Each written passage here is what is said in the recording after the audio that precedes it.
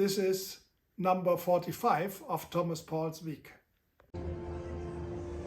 We are here in Bali at the Interreligious Summit that is connected to G20, the meeting of 20 states. And I'm standing here with the Archbishop of the Anglican Church in Nigeria, who gave a very nice speech, not nice in the sense that it came to the content. He had to report on what's happening in his country, but I'd rather let him speak yourself. What can Christians in all the world pray for? What is your concern for your country?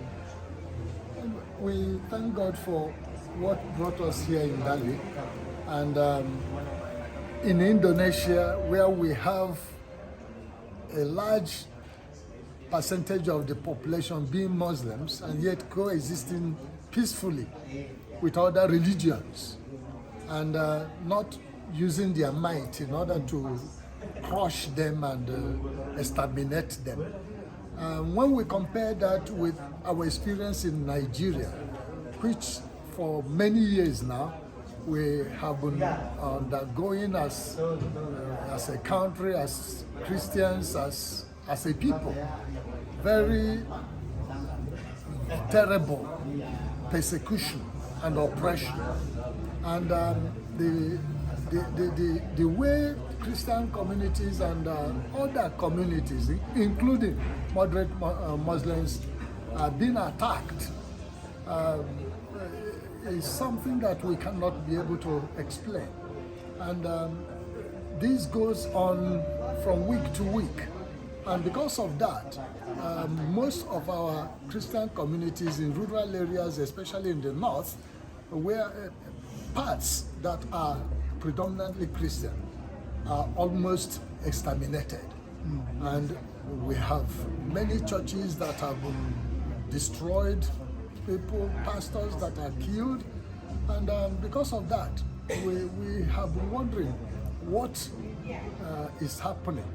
And when we look at it, we are also amazed that some of our Christian brothers, our organizations, or even the world leaders are saying nothing. And even when our cases are presented, they are misinterpreted or misrepresented.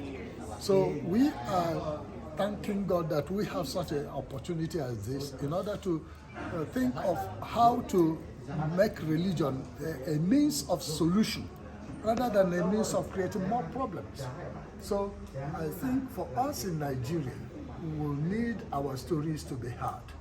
We need others, religious communities, to also keep us in prayers, but more importantly, to help stand against what may be a well-orchestrated, funded program in which people, innocent people, are dying because of their faith.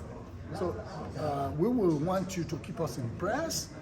We will want you to also take this, our story, and make it known to others.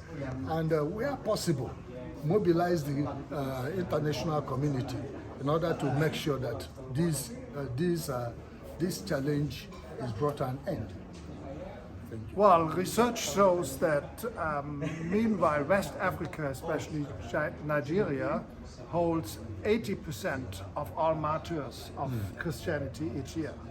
That is something where we cannot be quiet. We have started to have some first discussions.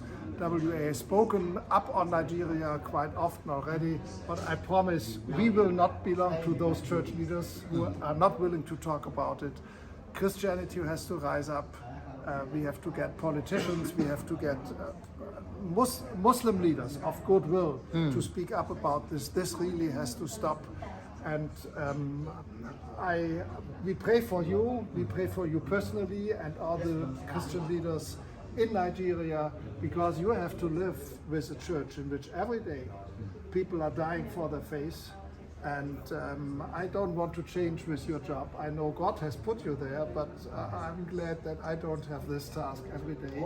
And I wish you God's strength, God's wisdom, what to tell also the families of those people who are dying.